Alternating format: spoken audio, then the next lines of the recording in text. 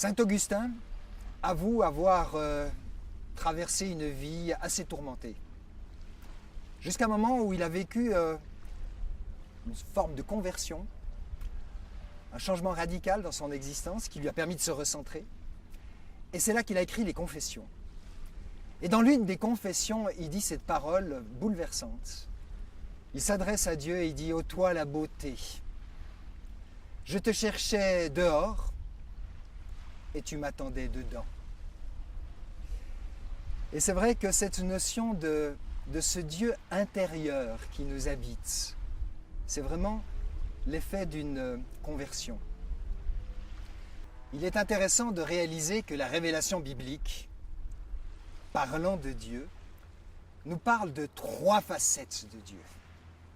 Il y a d'abord le Dieu de l'Ancien Testament, le Dieu très haut, le maître de l'univers. Oh, très haut et parfois beaucoup trop haut. Et puis l'Évangile nous révèle une autre dimension de Dieu.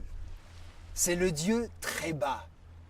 Et parfois très très bas, le Dieu incarné en Jésus-Christ.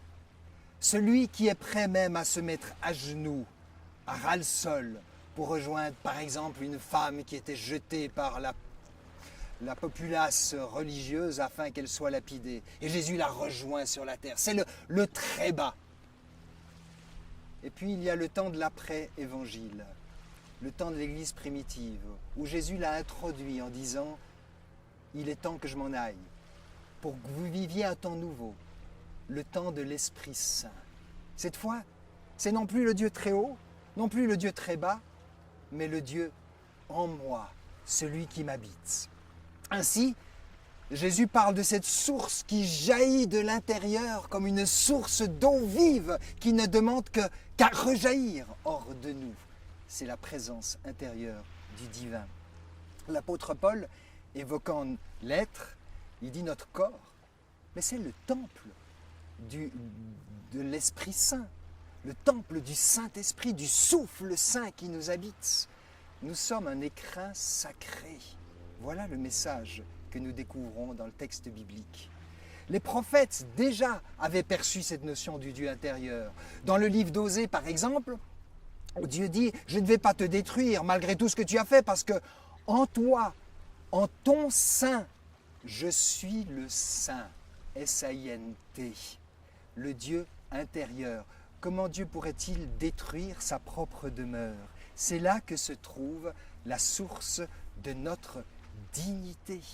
Quoi que je fasse dans mon existence, il y a une part intérieure que je réalise ou que j'ignore, mais qui est une part sacrée que j'ai à honorer. Comme disait Jung, un psychanalyste, c'est le soi avec un S majuscule qui nous habite et qui se loge dans notre inconscient et qui ne demande qu'à rejaillir en force de vie. C'est là le cœur de la vision spirituelle. C'est là toute notre dignité. Il n'y a pas d'humiliation, mais de la fierté. Et j'aimerais juste rappeler une chose. L'humilité est une belle vertu. Mais qu'est-ce que l'humilité? L'humilité, ça vient de humus, c'est-à-dire la terre. Un être qui est conscient de son identité sacrée, de sa terre sacrée, de sa terre divine. Il est dans l'humilité. Et la pathologie de l'humilité, c'est l'humiliation. Hélas, trop présente dans le monde religieux. Jésus nous disait quand tu pries, mais va dans la pièce la plus retirée et là ferme la porte. Et là, dans le secret, tu vas découvrir ton Dieu. Cette pièce la plus retirée, où nous sommes invités à descendre et à fermer la porte, n'est-ce pas la chambre du cœur?